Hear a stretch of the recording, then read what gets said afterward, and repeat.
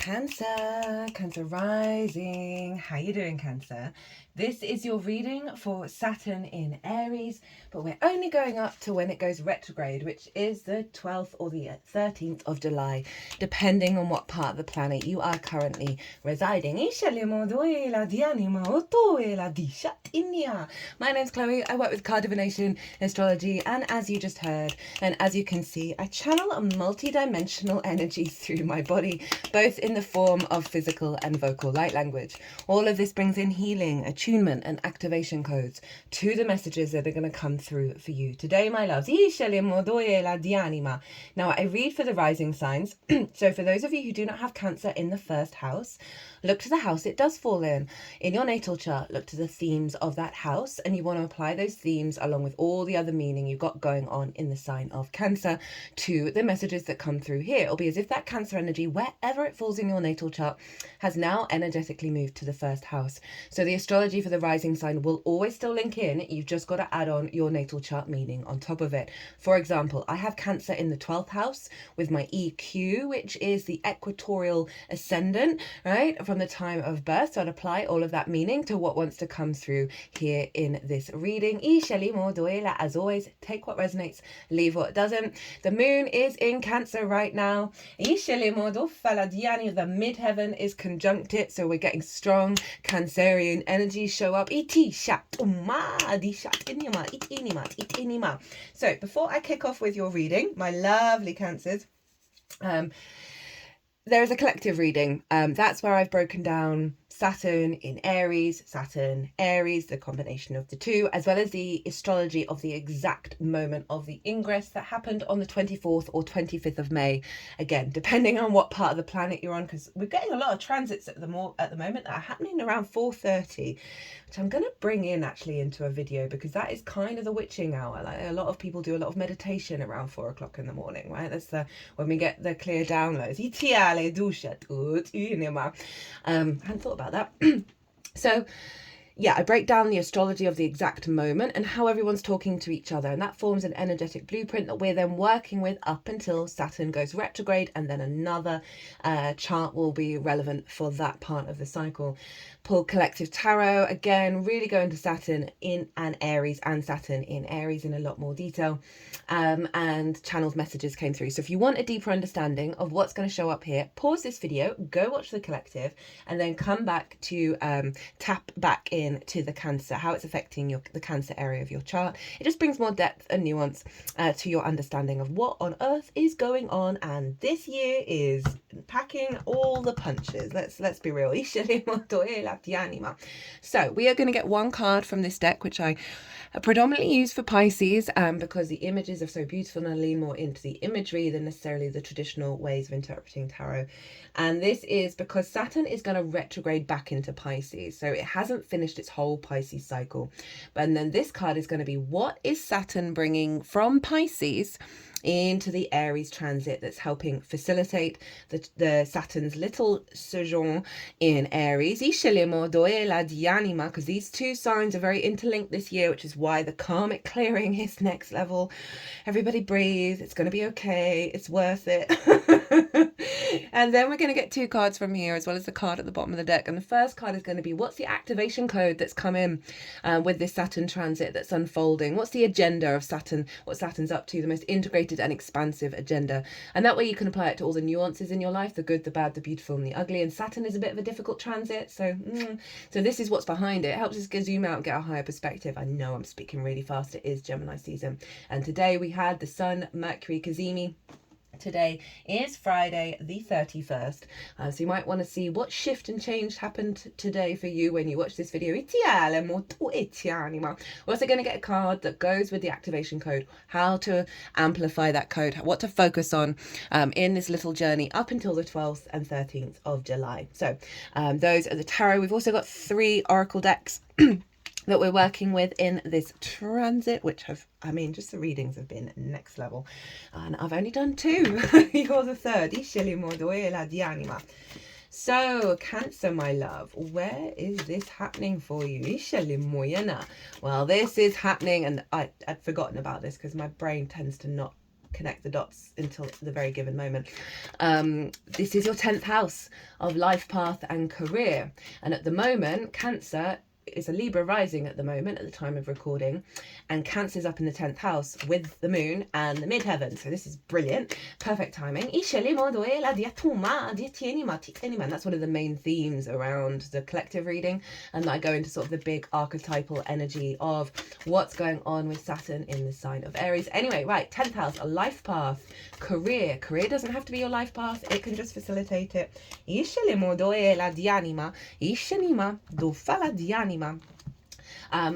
Career, life path, visibility, reputation, bosses, right? Because it's the top of the chart, so it represents authority and that kind of thing, as well as how the big outside world see you. It is the top of your tree in the natal chart. The 4th house is the root system, and the 10th house is the leaves that are striving towards the sun to evolve and expand into, right, the path. Starting to get a bit more serious about the path, are you, Cancer? That is what a Saturn transit in the 10th will be, right? For those of you, now I'm not saying any of you are, but for those of you who haven't been integral in your work, right, you might have, I'm just thinking of, say you cook the books, Saturn moving into the 10th tends to sort of bring all that to the light. Okay, so if there's anything, and it's not just like cooking the books, but any little things, integrity is the key word for Saturn, right? It is a bit of a no planet. It's a bit serious. It brings restrictions, limitations, frustrations, authority, whether it's external or internal. So be mindful. We're always with Saturn. Try not to be a bit of a tyrant.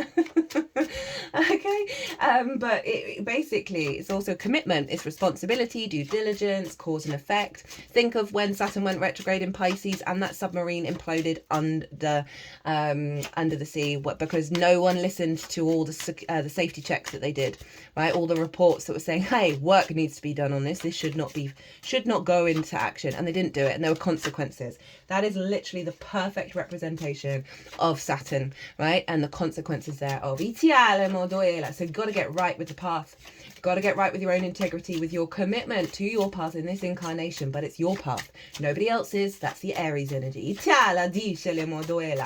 might find you get more responsibility at work,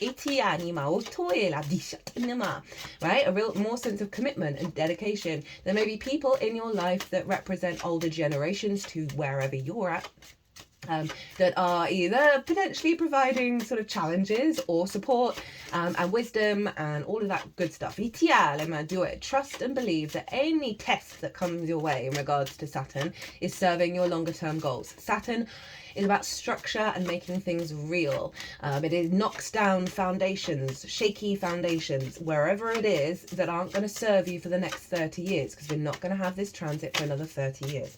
So get right with the path and realize whatever boundaries, restrictions and challenges that show up, they want you to be integral with how you walk your talk, right? They want you to be mature in your energy and step up to the plate. This is a great time to get stuff done.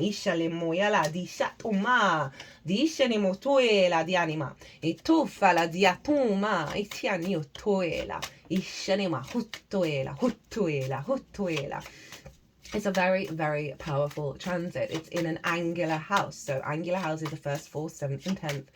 They mark the pivot points of the natal chart. When we have transits here, they are a big deal in terms of your whole incarnation.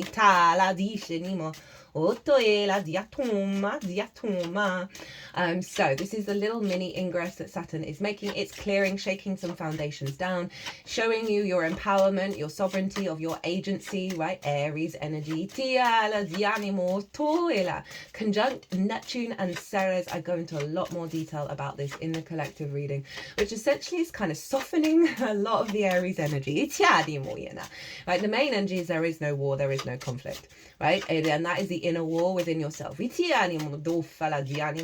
shows up externally. The more we work on that, okay, you got a bonus card.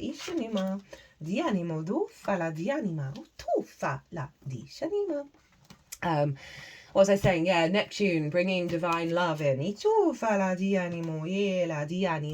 Bringing divine love in, bringing in new realities, new frequencies, orientating our instinct, right? Fire energy, Aries energy, upgrading it with maturity with Saturn to make that magic real. And Ceres represents abundance, the harvest. So there is fertility here. There's an abundant mindset, and this all showed up in the collective reading. Now, we want to look to where Mars is, because Mars rules Aries, and for this transit, while Saturn is in Aries, we're always going to look to where Mars is, because it's influencing the sign of Aries, and it's over in the sign of Leo. Your second house of your skills and your tools, your resources on how you manifest and bring in regular income, right? Your things that you value, and most importantly, how you value yourself. Mars is moving through that. Love Mars in the second, getting stuff done, the motivation and drive and action to embody your skills and your tools and elevate them. And this is from the heart space. And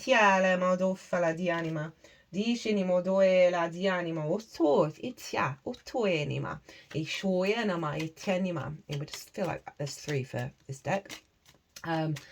That Saturn is Mars is operating from the heart space in alignment with Saturn, activating your capacity to have the motivation and drive to elevate your skills and tools. Some of you may have got a pay rise, or a promotion, but you've got to stay right to yourself. You've got to stay right to your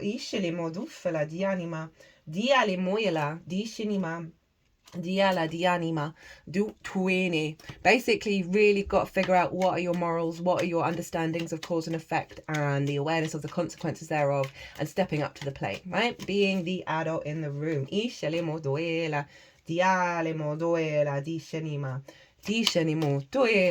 So that's where Mars is influencing all of this, and I'm here for it. Very focused on your work houses, my loves, how you build in the world, right? And that, as I said, it's operating from the heart. That's really getting you in alignment with the path. Now, very quickly, Venus and Chiron are coming into conjunction at the exact moment of the Saturn ingress. They're going to be exact on Sunday, on the 2nd of June. And I'm going to potentially do a little mini transit series of that, of getting a couple of cards about that, because this has been a very powerful Chiron Venus conjunction, happens every year. So lots of wounds around love, connection, the Venusian energy.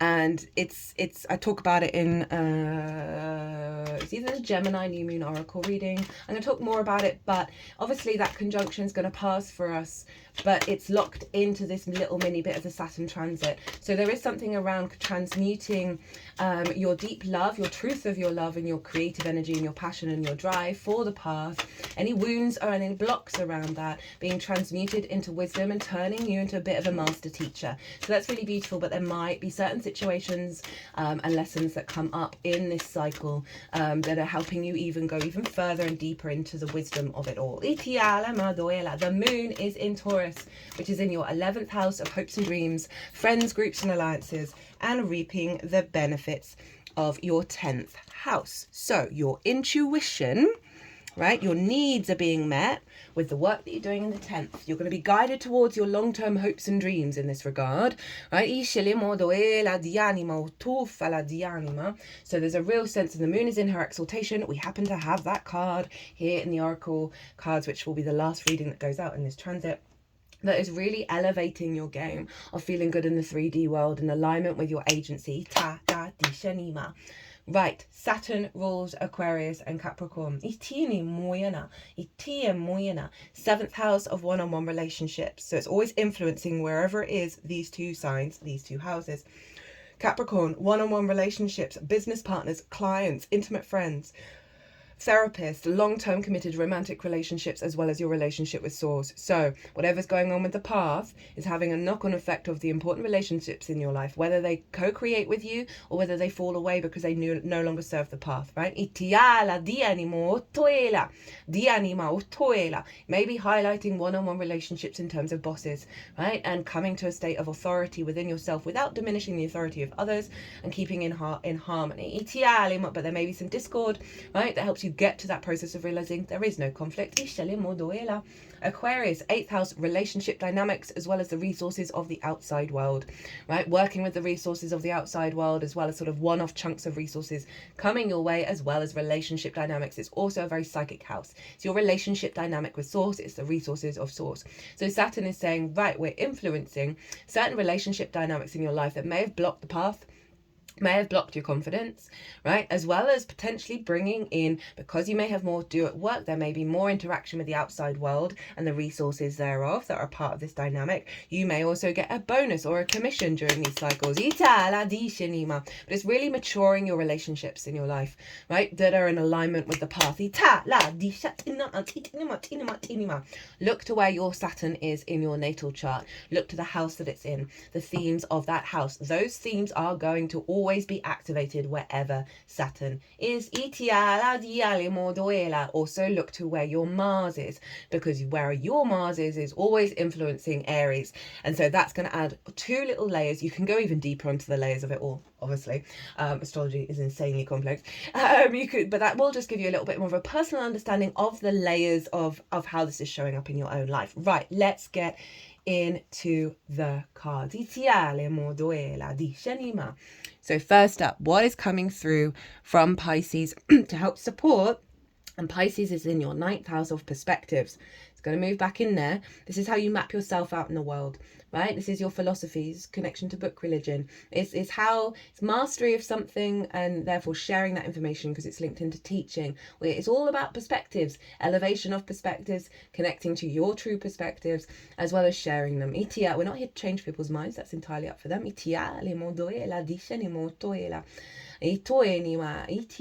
So we have the 7 of Wands, and this is quite a powerful figure, right? The people are coming towards, and this really feels like a representation of your soul authority that's coming through, right? In how you are perceived. And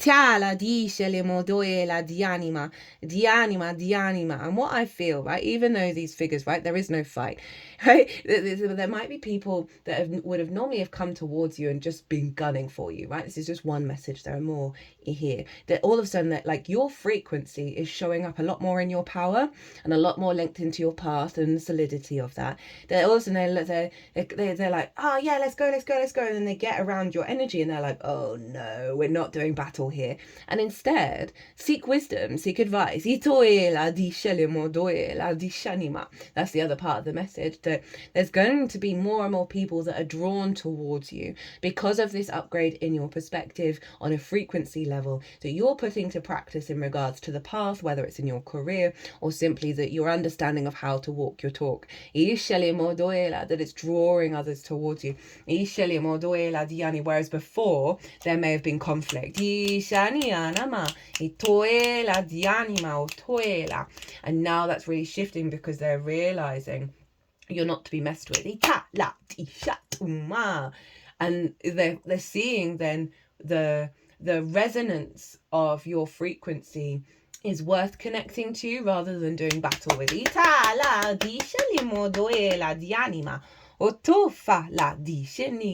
Now, in the traditional Rider-Waite, the 7 of Wands, the figure is standing on the cliff. They have the higher ground, right? They're not needing to be in competition with others, right? So that may be about, oh, maybe somebody else got the pay rise, right? Or the path you want to start working on, it's saturated market. Never think that. Never ever think, well, you can think it, but it's not true. There is room. Source is able to create abundance everywhere.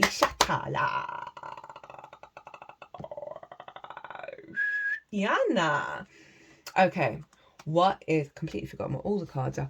What is this activation that is coming, that's come through, that's unfolding, that's the intention and the agenda of Saturn? Knight of Wands. You go in your own way, right? The motivation, the drive, and the action. This also ties in with Mars as well.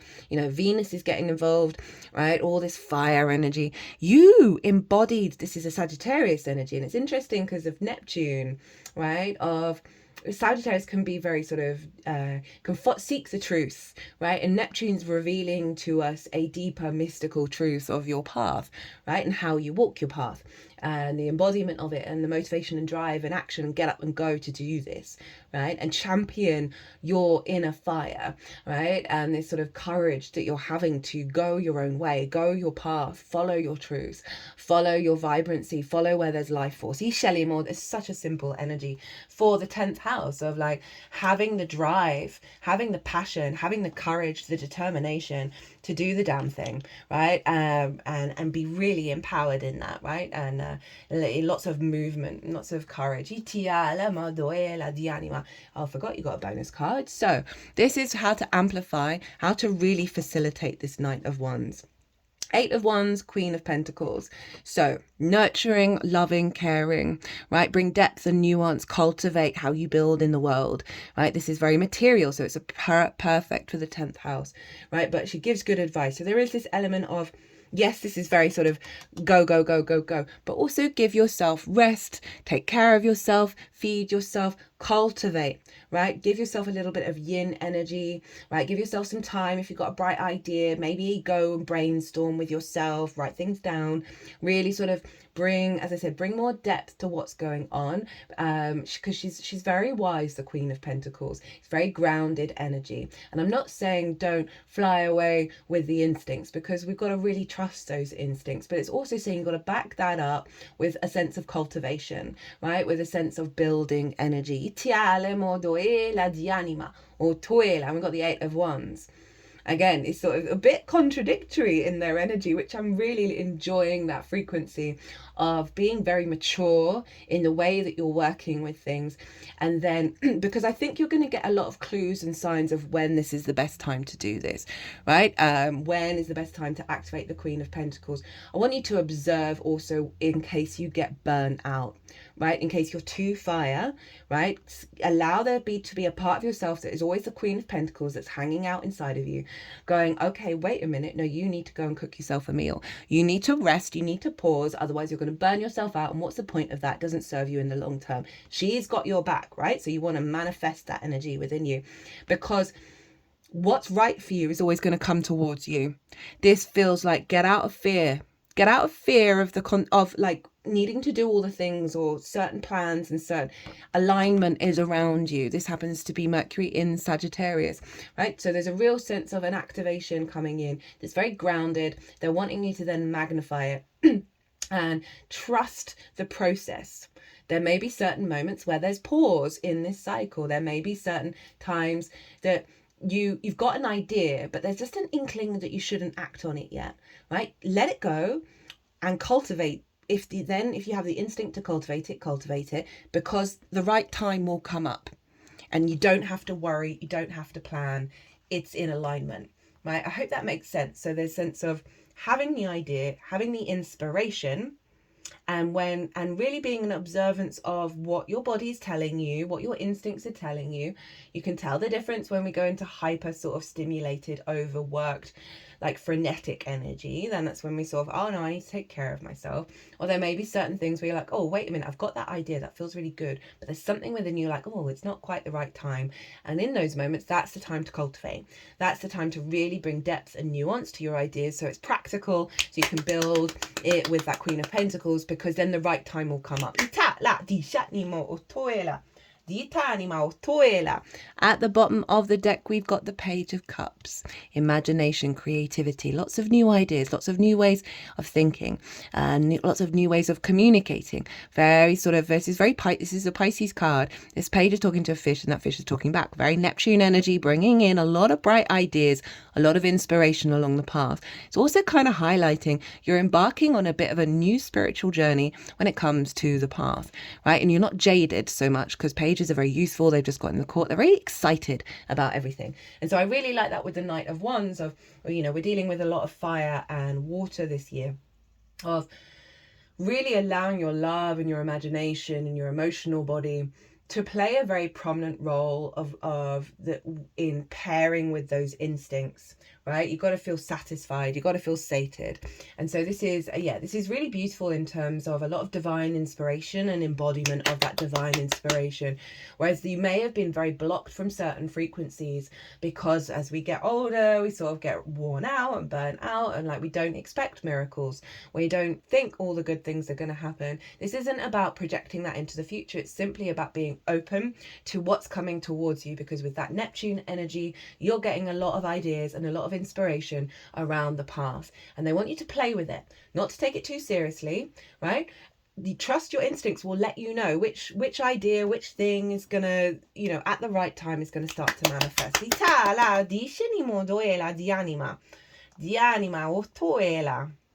The anima. So this wanted to go there. I can't remember what this is.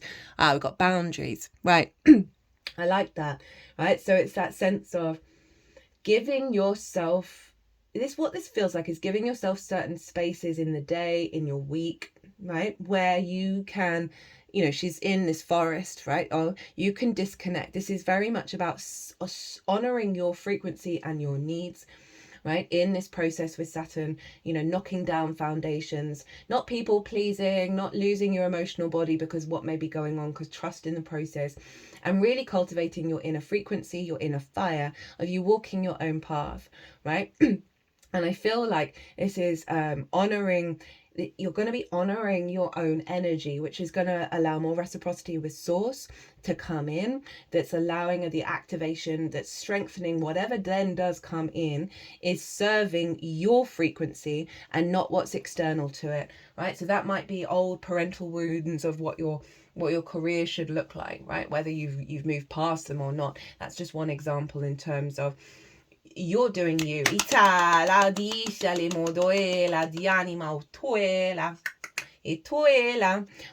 Lyra, the badass soul, divine power, ancient, wise, gifted, lost home, cosmic war, cat's bird, strong, resilient, no bullshit, spiritually mature, natural leader.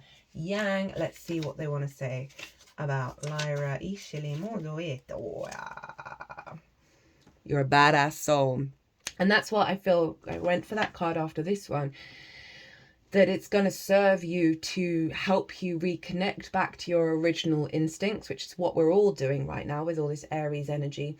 That's, you know, by putting up certain boundaries, whether it's certain relationships, right? Remember Capricorn, Aquarius, that's linked into relationships, where you figure out where this energy, you give yourself the space for this realization of who you truly are to come through. You're a badass soul that's been in the game for a long time. Big soul blockages are dissolving and you're reclaiming your true leadership. It's funny that this card went with this one, this big hulking giant. You're reclaiming your true leadership role. You are meant to be a very powerful way shower. In the shadow, your soul has been through a lot. There's some deep soul trauma or wounds that need to be healed. There could be some dark forces around you feeding on your triggers. Okay, so that has just really looped all of that back in. Oh no, that's that one. This is your one. Okay, what have we got here? We have Gaia. Okay, so we've got this reconnection back to your 3D incarnation on this planet. We've got the Queen of Pentacles and Gaia. There's a real sense of nurturing that's going on, that's getting you back to your root system, that's allowing you to build in the long term, that serve your path and serve the natural ecosystem of your soul within all the souls on this planet. Rather than there being fights and resistance and all of that. And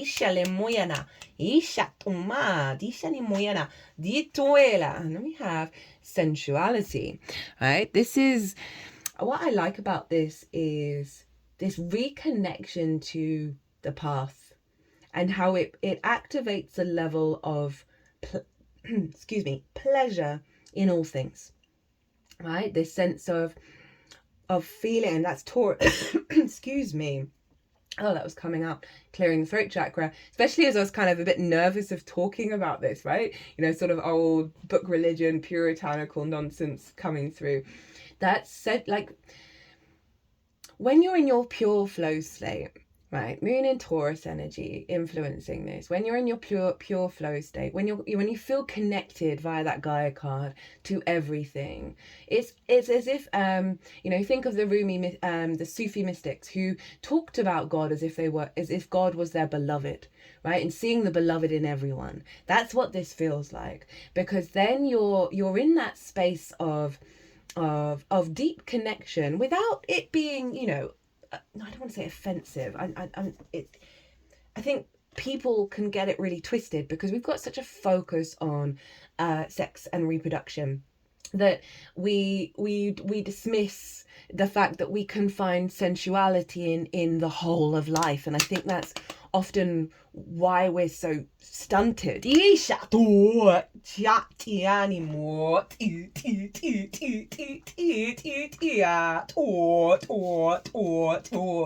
you're falling in love with the opulent energy and the abundant nature of this planet, of the universe, of source, that is helping you sort of step more into your creation energy and your creative power.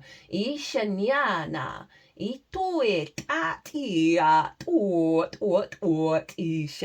Right, okay, we have Aquarius. Okay, I aspire, and that's where the moon is, well, with the 11th house energy, which in modern astrology Aquarius is in. The star being you makes a star. Yeah, that's really doubling down on the message of you've got to do you, otherwise it's just not going to work. Eccentric, unique, visionary, but you've got to figure out what you are truly, right? Because it takes a little while for us to really get there, and then when you think you've got there, you go even further and you're like, whoa, a whole new layer just opened up. Original, inventive, progressive, independent, creative, distant, detached, cold. Your authentic self is making you a star, bringing you the right people and connections to make your wishes come true. You are loved and supported. In the shadow, are you trying too hard to fit in? Or are you disconnected with your true path? Lol, can't make out. Or is someone giving you the cold shoulder? Either way, you don't seem aligned with your true self. So love this deck because it always highlights the shadow side, right? Which with all just opened this card in the book at the right place. So we are very in alignment right now. We get these opportunities, even if it's a really positive environment, positive frequency, we get those opportunities that help pull us back, help us realize, okay, I've fallen that way and that's not how I normally feel in this new high vibration, and then gives you the tools to come back again. So it's never bad. It's always very helpful, and I really appreciate the way that deck's book is written. Okay, so you're in great company. Pull back to propel forwards. Breathing in, I see all my ancestors in me, my mineral ancestors, plant ancestors, mammal ancestors, and human ancestors. My ancestors are always present, alive in every cell of my body, and I play a part in their immortality. And that is Thich Nhat Hanh, which I'm guessing is a Tibetan Buddhist person. Those who have made the biggest impact on the planet, in addition to feeling extremely passionate, felt resistance too. Martin Luther King, Abraham Lincoln, Harriet Tubman, Joan of Arc, and Marie Curie are but a few. Every hero and shero in history has had moments of self-doubt, even paralyzing fear, before doing the courageous act that became their legacy. They felt their fear but did what they were called to do anyway. For this reason, you need not be detoured when you bump against uncertainty. In fact, doubts help to chisel the ego out of the way, which is key to accomplishing a mission of merit. And that's highlighting that shadow side of that card. And becoming a channel of grace, our higher purpose can move through. Know that you are in great company, and when you are ready, you'll get up and go. And again, it's tying in the nurturing energy. It's tying in that there's great divine timing going on, like the great ones who came before you, upon whose shoulders you now stand. Mantra, like the heroes before me, I feel the doubt and follow through anyway. Oof, couldn't be any clearer. Right, Cancer, be good to yourselves, be good to those around you, safe travels, and be well until we meet again.